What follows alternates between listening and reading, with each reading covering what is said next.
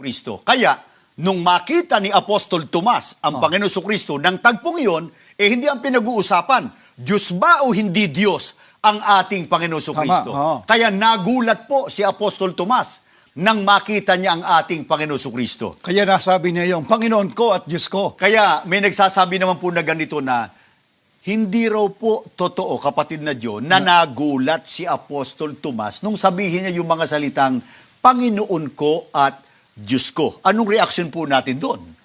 Alam mo kapatid na Michael, sa ibang aklat ng New Testament, Opo. na ang tinatalakay, yun din tagpong yun, hindi lang si Tomas ang nagulat. O, basahin natin ang sinasabi dito sa Lucas 24:37, sa saling magandang balita, no? Opo. Ganito ang pagkakasalin. Ngunit, nagulat sila at natakot. Yan, mga kapatid. Sila si Mr. Michael Sandoval ng Iglesia ni Cristo at si Jose Ventilacion ng Iglesia ni Cristong kay Felix Manalo.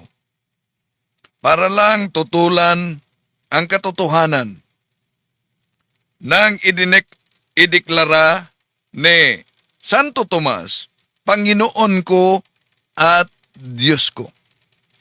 Paano nila tinututulan yung deklarasyon ng pananampalataya, My Lord and my God?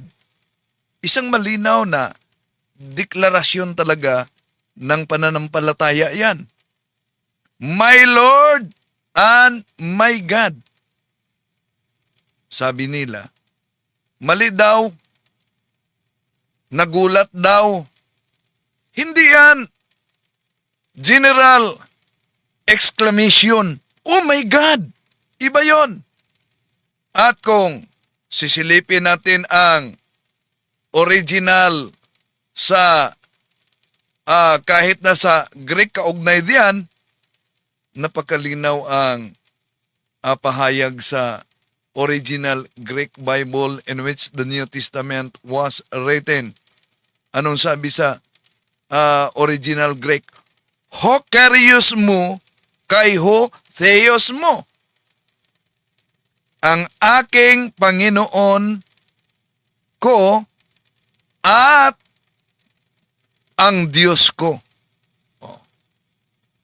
Pero bago diyan mga kapatid, alam nyo na di makapag-live ngayon si Bro Jared Almasora dahil pinagtutulong-tulungan na i-report ang kaniyang Facebook page, Facebook, no, para sa live. Kaya eto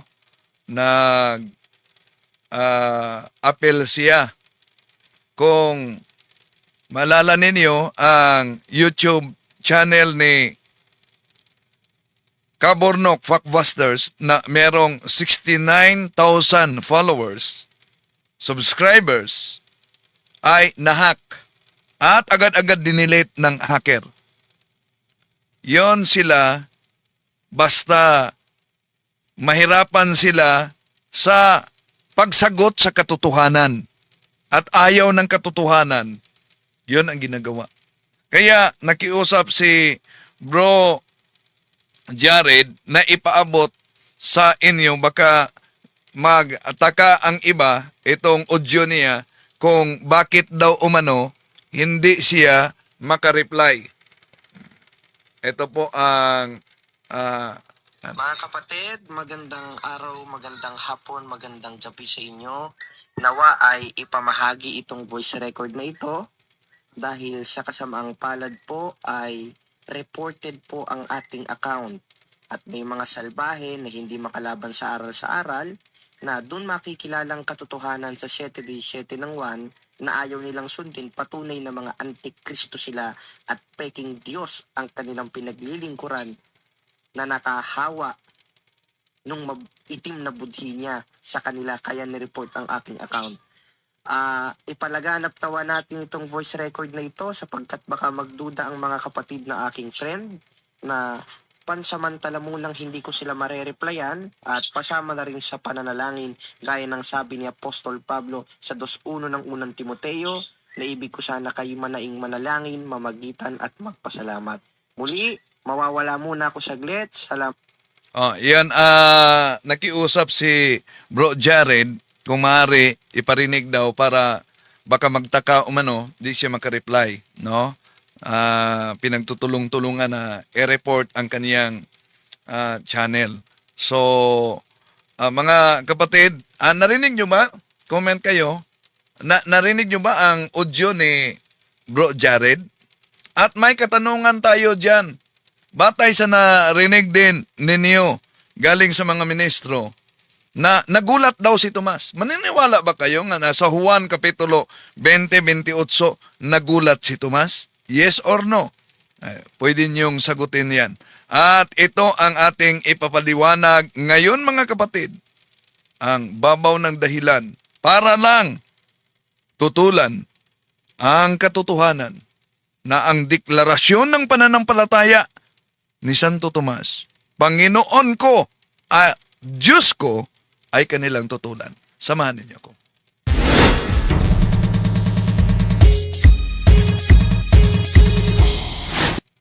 Kumusta? Welcome.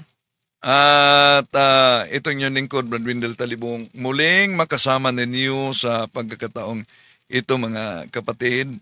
At apektado na yung iba, no? Yung mapansin ninyo, may mga nag-comment dyan na galit talaga.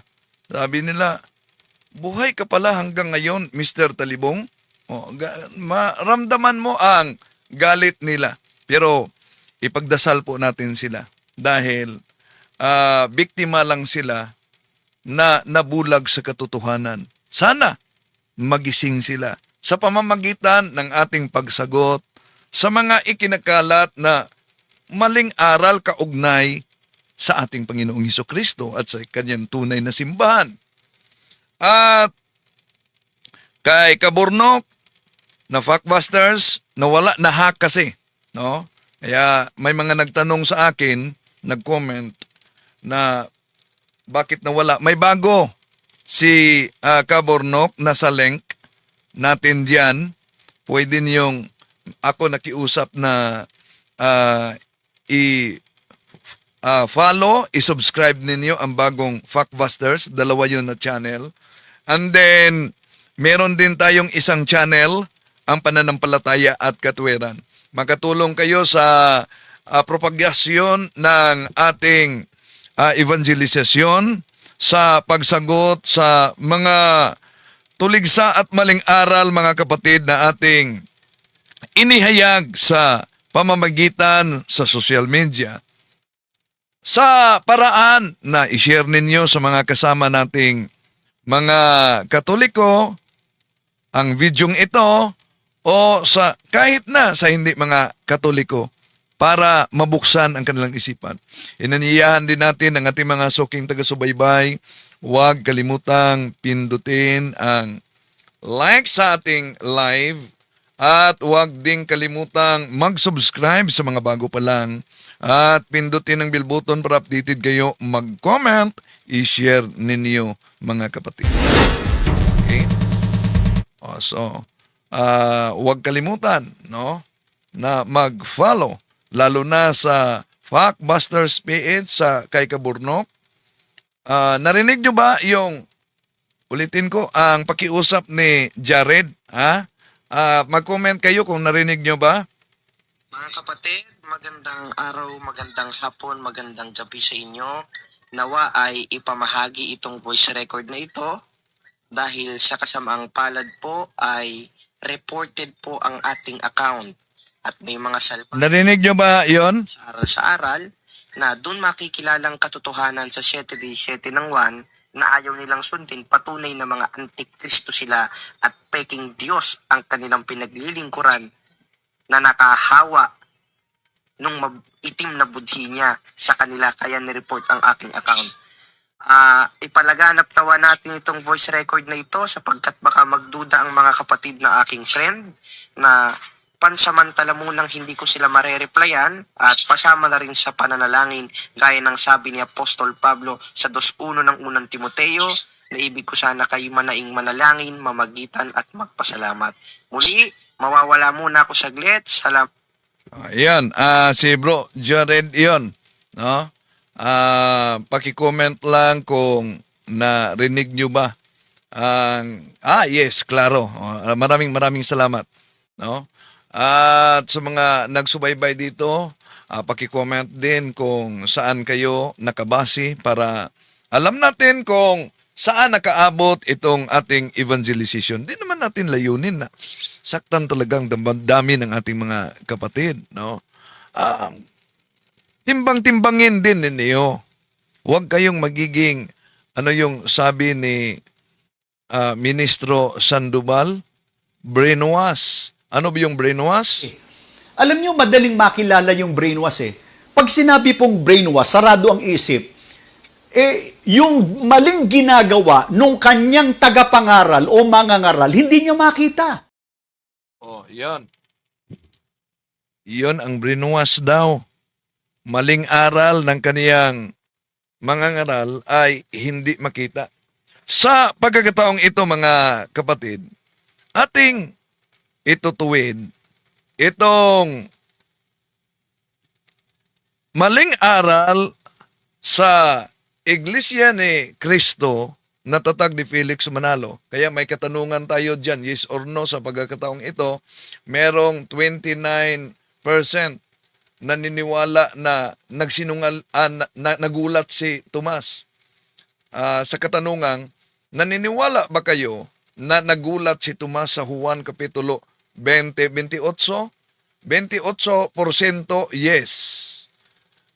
72% no. Oh, ayan. Ang ating mga kapatid na sumagot ngayon yan na. Uy, Jenry Lawa Galipin diyan sa Queenship of Mary Sultan Kudarat. Kumusta? Regards kay Father Ray Balungket, ha? Sa mga kapatid natin diyan Sultan Kudarat. Sa Libak, kita-kita tayo dahil si Bro Kalex Silo. Bro Kalex, ingat kayo dyan sa Maynila, kapatid. Yung pinag-usapan natin na mag-live tayo sabay, ha? Huwag mong kalimutan yan. Si Bro Kalex, dating pastor, mga kapatid na converted sa simbahang Katoliko. So, meron din siyang Facebook, mag-live din siya, i-follow ninyo siya. Dami kayong matutunan, mga kapatid, kay Bro Calix. Okay, di na natin patatagalin. Isa-isahin natin, mga kapatid. Ang palusot ng mga ministro ni Felix Manalo sa Juan 20:28, ano daw? Ito, pansinin ninyo ang kanilang palusot kaugnay dito, mga kapatid. Kristo. Kaya, nung makita ni Apostol Tomas ang Panginoon Kristo ng tagpong iyon, hindi ang pinag-uusapan, Diyos ba o hindi Diyos ang ating Panginoon Kristo? Kaya nagulat po si Apostol Tomas nang makita niya ang ating Panginoon Kristo. Kaya nasabi niya yung Panginoon ko at Diyos ko. Kaya may nagsasabi naman po na ganito na, hindi raw po totoo, kapatid na Bago yung sunod na talata, kita natin, mga kapatid, ang sinabi nilang nagulat. At ituloy lang natin sa 29. Ito ang pahayag ng ating Panginoong ni Tomas at sa ating Panginoong Hesus. Juan Kapitulo 20:28-29. Sumagot si Tomas at sinabi sa kanya, aking Panginoon at aking Diyos. 29. Sinabi ni Jesus sa kanya, Tomas, sumasampalataya ka dahil nakita mo ako? Pinagpala sila na hindi nakakita, ngunit sumasampalataya. Napakalinaw mga kapatid na ang deklarasyon ni Santo Tomas, Panginoon ko at Diyos ko, ay isang deklarasyon ng pananampalataya. Pero may pinagtagpi-tagpi silang talata. Ano? Na nagulat si Apostol Tomas nung sabihin niya yung mga salitang Panginoon ko at Diyos ko. Anong reaction po natin doon? Alam mo kapatid na Michael, sa ibang aklat ng New Testament, Opo. na ang tinatalakay, yun ding tagpong yun, hindi lang si Tomas ang nagulat. Basahin natin ang sinasabi dito sa Lucas 24:37, sa saling magandang balita, no? Opo. Ganito ang pagkakasalin. Ngunit, nagulat sila at natakot. Ayan. Ginamit ni Mr. Jose Ventilacion ang Lucas Kapitulo 24, 37 mga kapatid. Ituloy lang natin. No? Sa 38, 39. Dahil ginamit niya nagulat. Alam niyo, kung may pagkakamali ang mga apostol at hindi totoo yung kanilang paniniwala, malinaw sa ginamit nila na talata. Kung ituloy lang, may ginawang pagtutuwid ang ating Panginoong Hesukristo sa mali nilang unawa. Bakit? Basahin natin. 37 lamang ang kanilang binasa, pero ituloy natin sa 38-39. Natigilan sila at natakot sapagkat ang akala nila'y nakakita sila ng multo. Kaya't sinabi ni Jesus, bakit kayo natitigilan? Bakit kayo nag-alinlangan? Yan. Tingnan ninyo ang aking mga kamay at mga paa. Ako ito. Hawakan ninyo ako at pagmasdan. Ang multo ay walang laman at buto. Ngunit ako'y merong tulad ng nakikita ninyo. So dito mga kapatid, ang mali nilang paniniwala, ang mali nilang akala, ano yon? Na multo ang ating Panginoong Hesus. Kaya, dahil mali yon, itinuwid ng ating Panginoong Hesus, ako ito. Balikan natin ang argumento nila na nagulat daw si Tomas. Kristo. Kaya, nung makita ni Apostol Tomas ang Panginoon Kristo ng tagpong iyon, hindi ang pinag-uusapan, Diyos ba o hindi Diyos ang ating Panginoon Kristo? Kaya nagulat po si Apostol Tomas. Okay. Yan. Hindi daw ang pinag-uusapan sa Juan Kapitulo 20-28 kung Diyos ba o hindi Diyos. Kaya ang konklusyon ni Mr. Jose Ventilacion at ni Sandoval ay nagulat. Ang tanong, meron ba talagang pagkagulat diyan sa Juan Kapitulo 20, versikulo 28 mga kapatid? Nagulat nga ba talaga si Santo Tomas? Kung tingnan natin at pag-aralan natin mga kapatid, hindi nagulat. Kahit pa gumamit sila, meron din silang isang version. Hanapin natin yung isang version nila na, may version dito, nagulat. Pero, kung tingnan natin, even in the original Greek Bible, mga kapatid, hindi nagulat si Tomas sa San Juan Kapitulo 20, versikulo 28, nang sinabi niyang, Panginoon ko at Diyos ko.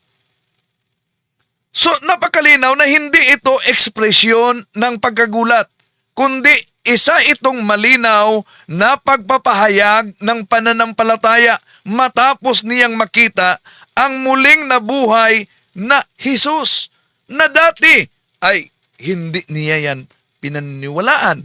Kaya sinabi niya, Panginoon ko at Diyos ko. Kung nagulat, di po ba, sasabihin niya kung may tinatawag na expression of surprise. Diyos ko po! Kadalasan ginagamit nila kung may nagulat, oh my God! Di po ba? Oh my God! Diyos ko po! Pero hindi ito pagkagulat sa Juan Kapitulo 20, 28 mga kapatid. Ha? Hindi ito pagkagulat para lang pasubalian, para lang pasinungalingan ang deklarasyon ni Santo Tomas. Ang tugon ni Jesus ay patunay na hindi ito pagkagulat ni Santo Tomas. Bakit? Balikan natin ang pagbasa sa ituloy natin sa 29. Ito ang mabasa mga kapatid. Sa 28, sumagot si Tomas at sinabi sa kanya, Aking Panginoon at aking Diyos. Sinabi ni Jesus sa kanya, Tomas, sumasampalataya ka dahil nakita mo ako. Pinagpala sila na hindi nakakita, ngunit sumasampalataya. Napakalinaw ang tugon mismo ng ating Panginoong Hesukristo sa San Juan Kapitulo 20, versikulo 28. 29 mga kapatid. Sapagkat nakita mo ako, kaya sumasampalataya ka. Ibig sabihin, ang sinabi ni Santo Tomas ay bahagi ng kanyang pananampalataya. Hindi yon bahagi ng kanyang pagkagulat. Hindi yon bahagi ng kanyang emosyonal na sigaw. Diyos ko po, hindi ganyan. Oh my God, hindi ganyan. My Lord and my God. So kung ang Panginoon ko at ang Diyos ko sa Juan Kapitulo 20, 28 ay isang bahagi sa pagkagulat mga kapatid, biglang bulalas. At dapat, tulad sa ginamit nilang talata kanina, itinuwid ng ating Panginoong Hesukristo dahil mali ang paniniwala. Hindi yan ginawa ng ating Panginoong Hesukristo, kundi ina-affirm pa ng ating Panginoong Hesukristo. At balikan natin sa Greek. Sa Greek grammar mga kapatid, ito si Jose Ventilacion, magaling umano siya sa Greek. Kung pag-aralan sa Greek mga kapatid, makita natin ang Greek na ang mabasa diyan sa pahayag ni Santo Tomas, Ho kyrios mo kay hu theos mo. Ho kyrios mo kay hu theos mo. Ang Panginoon ko at ang Diyos ko. So ang artikulo na ho, parihong Panginoon at Diyos. Kaya ito ay direktang pantukoy sa isang persona. Hindi ito general exclamation, oh my God! Yun ang pagkagulat.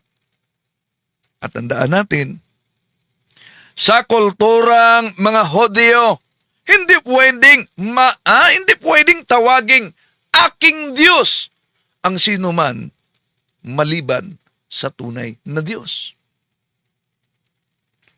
Kung sigaw ni Santo Tomas ay pagkagulat, My Lord and my God, labag yan. Labag. Lalabag si Santo Tomas sa 10 utos. Sa Exodo Kapitulo 20, versikulo 7, mga kapatid.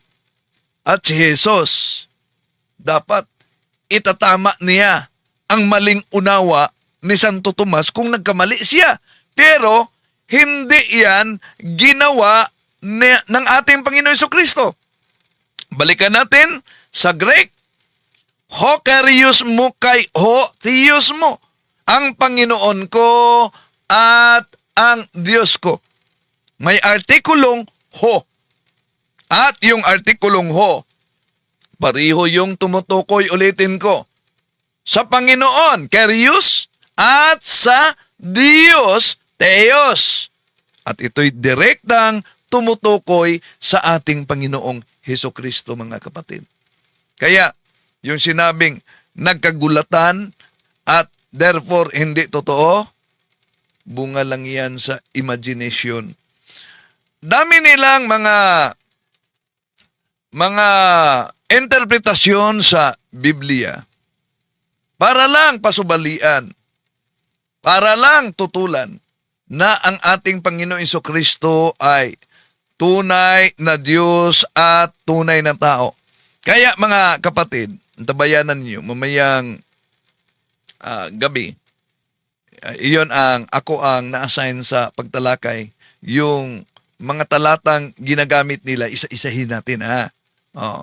So, ito ang pahayag ng ministro kaugnay sa katanungan umano. Isang tanong pa, kapatid na Arnel, paano ninyo patutunayan na si Kristo ay tao at hindi kapantay ng Diyos? Ang nagtanong po si Leonardo Ruco ng Hasmin Street, Batasan Hills, Quezon City.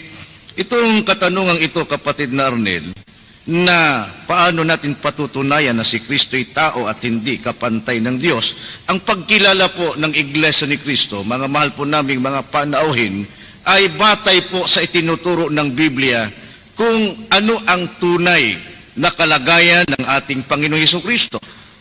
At ang ating Panginoong Hesukristo, ayon po sa itinuturo ng Biblia, siya po ay anak ng Diyos. Mababasa po natin yan sa Mateo 3:17. Yan. Ang ating Panginoong Hesukristo ay anak ng Diyos.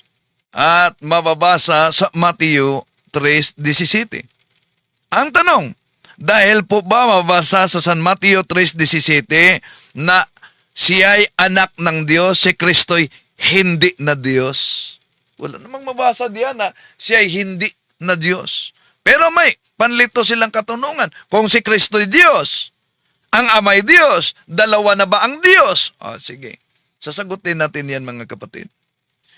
Tandaan natin, kung pag-aralan talaga ang banal na kasulatan at hindi lang yung pinipili lang ang mga talata na ginagamit para sa gusto nila ayon at naayon sa kanilang sariling aral na interpretasyon sa kanilang founder.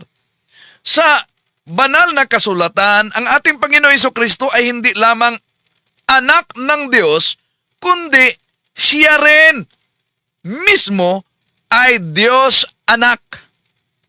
Kaya isang malaking pagkakamali yung sinabi nila na sa Biblia daw pinatunayan at mabasa na siya ay anak ng Diyos, pero walang mabasa sa Biblia Diyos anak. Mali sila.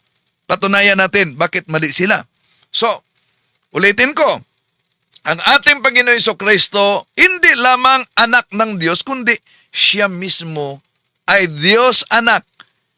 Ikalawang persona ng Santissima Trinidad.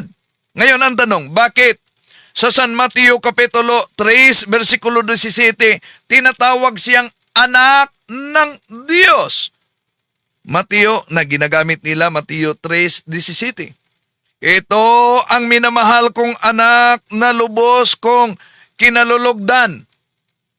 Ito ba, mga kapatid, sapat na bang batayan para patunayan na ang ating Panginoon Jesucristo ay hindi tunay na Diyos, na hindi ibang Diyos sa Ama, kundi isang Diyos sa tunay na Diyos? Kaya nga, batay dito, may iisang Diyos at sa ginamit nilang talata, Mateo Kapitulo 3:17, dalawang persona ang pinag-uusapan dito. So, itong San Mateo Kapitulo 3, versikulo 17, mga kapatid, ito ay pagpapakita ng ugnayan ng Ama at ugnayan ng Anak sa loob ng Santissima Trinidad. Huwag niyong sabihin na ang Trinity di mabasa sa Biblia, baka di niyo alam na sa ginamit ninyo yan na Amplified Bible, mabasa yan. Sulitin ko, ang ginagamit nila na Mateo Kapitulo 3:17, nagpapakita lang ito, mga mahal na kapatid, sa ugnayan ng Ama at ng Anak sa loob ng Santissima Trinidad. Hindi na ang Anak ay siya ang Ama. Hindi din ang Ama, siya ang Anak. Ngunit ang anak at ang ama ay iisa sa likas na kalagayan, yon ang tinatawag na pagka-Diyos. So, ngayon, meron silang ginagamit maliban sa talata na ang ating Panginoong Jesucristo ay tinawag na anak na Diyos. Ano pa? Si Kristo po ay ginawang Panginoon. Oh, yan, ginawang Panginoon. Oh, yun ang dahilan kung bakit di nila matanggap na ang ating Panginoong Jesucristo ay tunay na Diyos at tunay na tao. Ginawa lang. Tingnan natin, pag-aralan natin sa Greek din mga kapatid, anong ibig sabihin diyan. So, una, sa ugnayan ng ama at anak, diyan natin makita na dahil ama at anak, natural na lamang na ang ama ay higit sa anak. Juan Kapitulo 14, versikulo 28. No? Pero hindi ibig sabihin mga kapatid na ayon sa konteksto, ang anak na nagkatawang tao ay hindi Diyos. So, higit ang ama sa anak sa kalagayan, hindi sa kalikasan. Sa banal na kasulatan sa Biblia mga kapatid, dalawang kalagayan ang anak. Yeah? Sa kalikasan, divine nature. Kaya nga, magkapantay sila. Ang gagamitin na talata, Juan Kapitulo 10:30, sasabihin nila, may mabasa ba na yung sinabing, I and the Father are one, sila'y iisa sa likas na kalagayan sa pagka-Diyos? Well, dahil gusto sila letra por letra, at itong Amplified Bible, ginagamit din nila, ito mabasa sa Amplified Bible mga kapatid. I and the Father are one, and essence and nature. Oh. So, yun, di nila yan matanggap. Bakit di nila yan matanggap? Dahil, di nila yan matanggap mga kapatid, dahil salungat sa kanilang opisyal na aral na kanilang natanggap mula kay Mr. Felix Manalo. Kaya, pinipili nila ang mabasa diyan sa Biblia sa iba't ibang salin. Okay. So, malinaw, I and the Father are one kung ang gagamitin natin Amplified Bible in essence and nature. So sa kalikasan, divine nature, kapantay sila sa Ama. Juan 10:30. Kaya nga, ang verbo ay nagkatawang tao. Kaya iyon ang dahilan na idineklara ni ni Santo Tomas sa Juan Kapitulo 20:28, My Lord and my God, Panginoon ko at Diyos ko. Dahil ang buong kapuspusan ng pagka-Diyos ay nasa Panginoong Jesucristo. Colosas Kapitulo 2, versikulo 9. So sa pagka-Diyos, si Jesus at ang Ama ay kapantay. Sa kalagayan ng pagpakababa, dahil siya'y nagkatawang tao, ang tawag diyan incarnation, mas mataas ang Ama sa Kanya. Sa Juan Kapitulo 1, versikulo 1, eto, mabasa natin mga mahal na kapatid. En principio erat verbum et verbum erat apod Diom et Dios erat verbum. Yon ang napakalinaw na mabasa natin sa Juan Kapitulo 1, versikulo 1. Sabi diyan, en principio erat verbum, nang pasimula, nandun na ang salita. At ano ang sunod? So, nabasa natin. Et verbum erat apod Diom. Ang salita ay kasama ng Diyos. Sunod.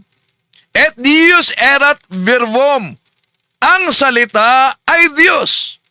So basahin natin ang sumunod na verse, lalo na sa 14 mga kapatid. Juan 1:14. Et verbum caro factum est. Ang salita ay naging laman. Sa magandang balita Biblia, ang mabasa natin, ito ang mabasa natin. Mga kapatid, no? Nagkatawang tao ang salita. Naging tao. Sino yan? Ang ating Panginoon Jesucristo. Kaya, isang deklarasyon sa pananampalataya ang nakasulat sa Juan Kapitulo 20, versikulo 28. Panginoon ko at Diyos ko. Hindi po nakasulat, Diyos ko po. Yun ang nagulat. O kaya, sa English, my Lord and my God. Kung nagulat, ano? Oh my God! Diba? Iyon ang nagulat. So, deklarasyon sa pananampalataya. At, pinatunayan, ina-affirm ng ating Panginoon Jesucristo.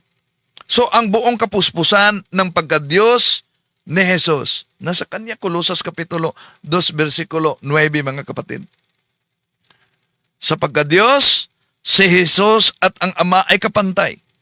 Sa kalagayan, sa pagpakababa, incarnation, mas mataas ang Ama sa kanya. Okay. So, mamaya ako ang naka-assign para sagutin ang iba pang mga talata. Abangan ninyo mga kapatid. Isa-isahin po natin. Sabi ni Vicente, sabi ni Kristo, Tomas, nagulat ka, no? Akala mo, Diyos ako, no? Okay. Ikaw talaga, Vincent. So may mga sagot dito sa katanungan. Naniniwala ba kayo? Pakita muna natin sa comment section bago tayo magtapos. Naniniwala ba kayo? Ito. Ang ating busis ng masa. Na nagulat si Santo Tomas, si Tomas sa Juan 20:28, may sinabing yes, 34%, no, 66%. Ayan. So, yan mga kapatid. Sandali, si Mital, Windel Talibong sa social media na lang nagkakalat, ayaw muna ng formal debate. Bakit? Haharap ka ba ng formal debate? Sinong nagsabi na ayaw? Tingnan niyo mga ministro ng INC at mga INC vlogger, di ba? Nasa social media din sila. Pero lalo na si Sandoval, ayaw siyang haharap ng public debate. Mga INC vlogger, ayaw silang haharap ng public debate. Dahil hindi pinahintulutan. Yung rally ninyong nilangaw, ayaw niyo pag-usapan, nilangaw daw ang rally. Nilangaw daw ang rally, mga kapatid. Ba't di niyo, tingnan yung iba't ibang mga diocese na nagsasagawa ng rally. At, alam siguro ninyo na sa INC, dali-daling tinapos nila. Bakit? Hindi nakuha yung gusto nila. Diba? At, tingnan nyo sa rally. Anong panawagan ng INC? Pero sinong pinagsalita? Si Senador Marcolita. Si Marcolita ba hindi nagsisinungaling sa kanyang salin? Si Marcolita ba hindi nagsisinungaling sa kanyang sose? O, pagkatapos, transparency. Di ba nakakatawa? Di ba? Yung involved ngayon sa malawakang korupsyon ay sinusuportahan at ini-endorso ng Iglesyang Tatag ni Felix Manalo? Di ba? Okay. So, mga kapatid, dito siguro gusto niyang ilihis sa rally ang usapan dahil lantad na lantad ang kamalian ng kanilang mga ngaral. Nagulat daw!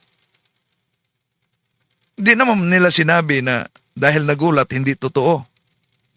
Di natin narinig yan. Di ba? So, kaya, diyan natin makita kung ang iba, bakit sila nagagalit.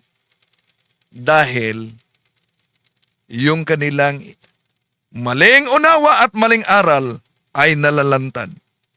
At kung nasaktan man kayo, ihingi ako ng kapatawaran sa damdamin ninyong nasaktan. Pero, sana tiisin nyo na lang sa ating pagsagot at paglinaw sa kamalian. Bakit? Dahil tulad sa isang sugat, kung ito'y gamutin ng epektibong gamot, maramdaman mo talaga ang hapdi. Sa likod niyan, may kagalingan.